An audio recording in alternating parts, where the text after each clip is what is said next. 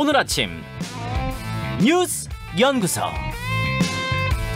오늘 아침 뉴스의 맥을 짚어드리는 시간 뉴스연구소. 오늘도 두 분의 연구위원 나오셨어요. CBS 김광일 기자, 뉴스톱 김준일 대표. 어서 오십시오. 안녕하세요. 예, 첫 뉴스 오늘도 도쿄 올림픽으로 가죠.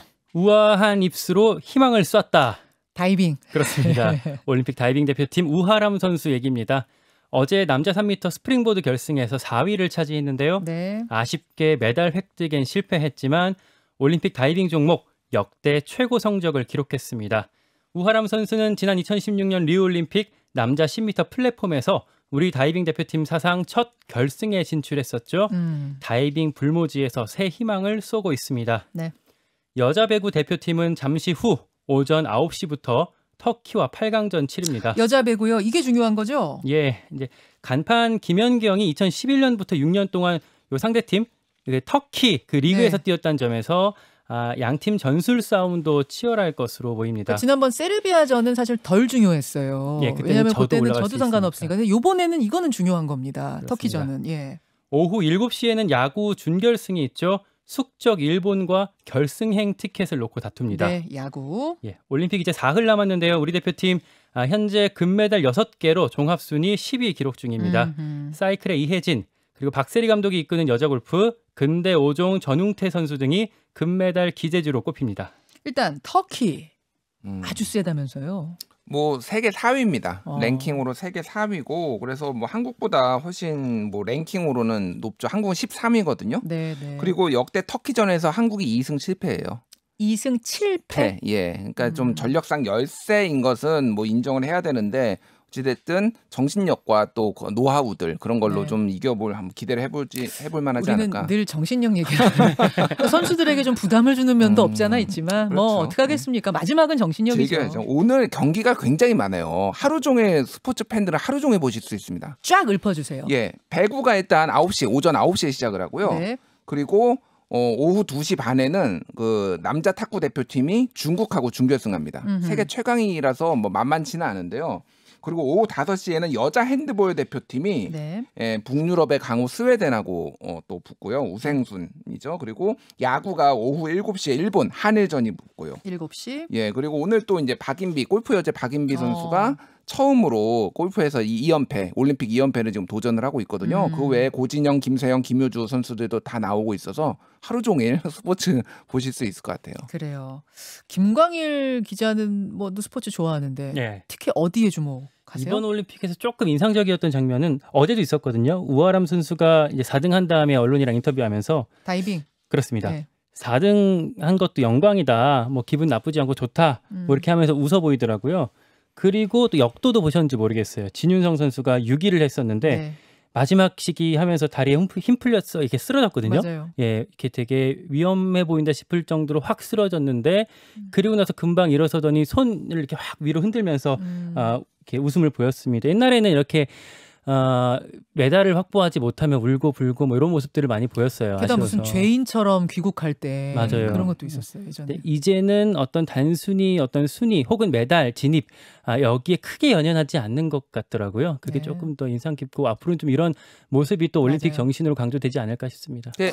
언론도 많이 바뀐 게 이번에 뭐 한국의 종합 몇이다 이런 거 보도하는 언론 거의 못 보셨을 거예요. 맞아요. 국민들도 바뀌고 이 종목도 보면은 굉장히 다양해졌어요. 보면 요트도 있고 사실 우리가 다이빙 요트 뭐 이런 거 옛날엔 잘 못했잖아요. 근데 선수들이 그냥 즐기면서 자기가 잘하는 거 하면서 메달에 오히려 연연하고 열심히 하다 보니까 좋은 성적, 한국 최고 신기록 나고 이런 게 굉장히 긍정적이고 이게 MZ 세대의 어떤 특성이다 이런 맞아요. 언론 무서 기사도 있더라고요. 저희도 어제 꼴등한 럭비팀 연결하지 네. 않았습니까? 쿨하게 즐기는 거죠.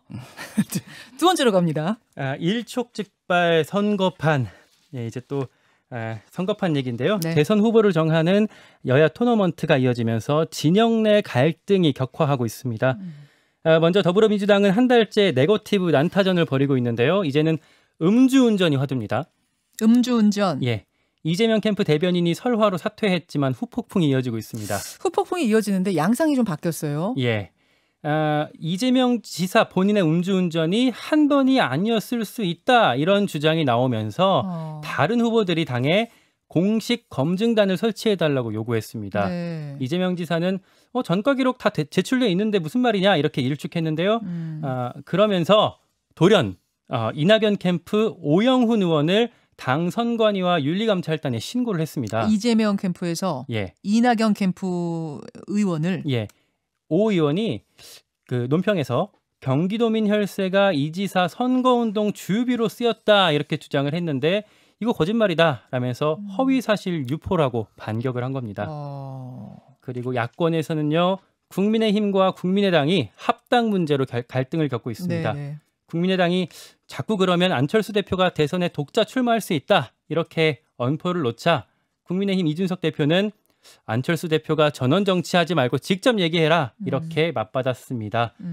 윤석열 전 검찰총장은 서울 강북에서 당원 모집에 나서는 등 국민의힘 당내 보폭을 넓히고 있고요.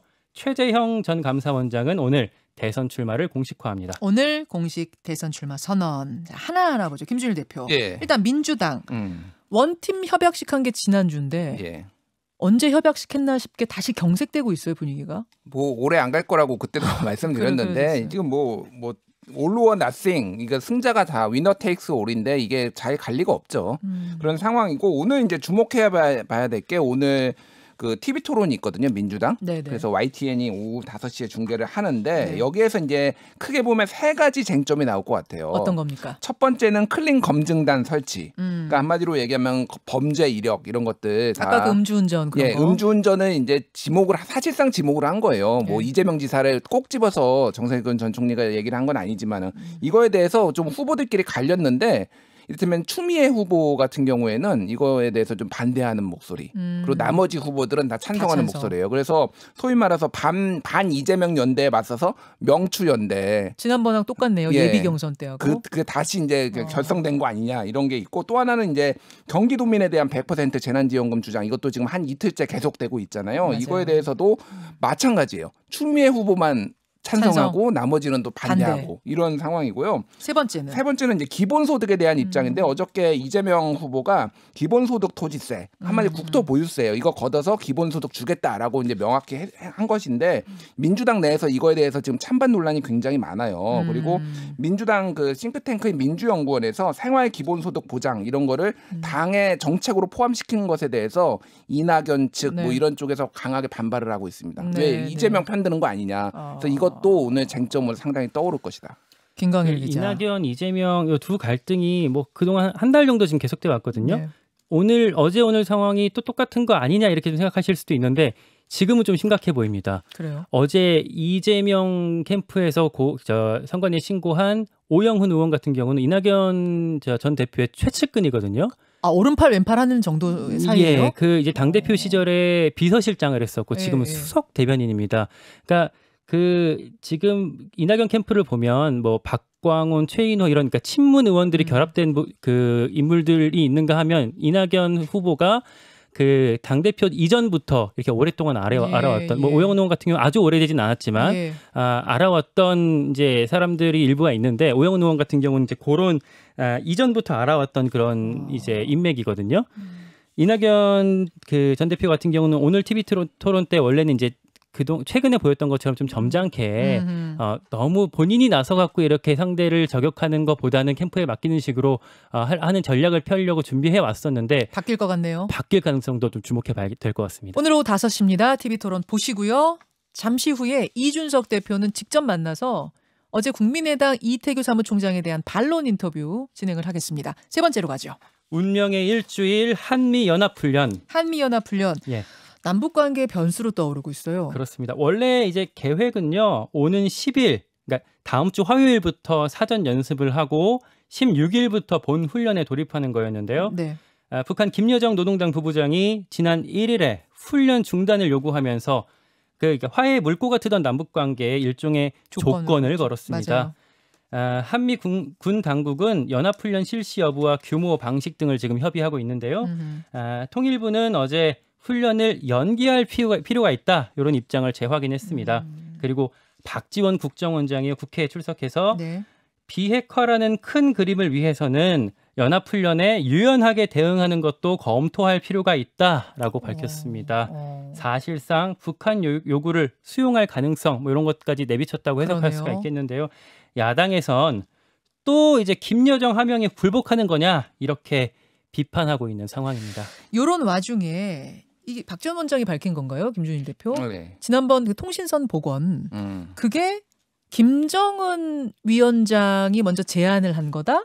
이런 뒷얘기가 나왔어요. 그렇죠. 이제 어제 보고가 있었고 네. 이제 양당의 정보위 간사한테 그거를 이제 추려서 나온 내용인데 거기에서 북측에서 김정은 국무위원장이 직접 요청을 했다라는 거는 남북 관계 개선에 대한 의지가 있었다라는 거를 어느 정도 보여주는데 그거의 걸림돌이 방금 얘기했던 한미 연합훈련이다. 이렇게 이제 해석을 해야 될 것 같아요.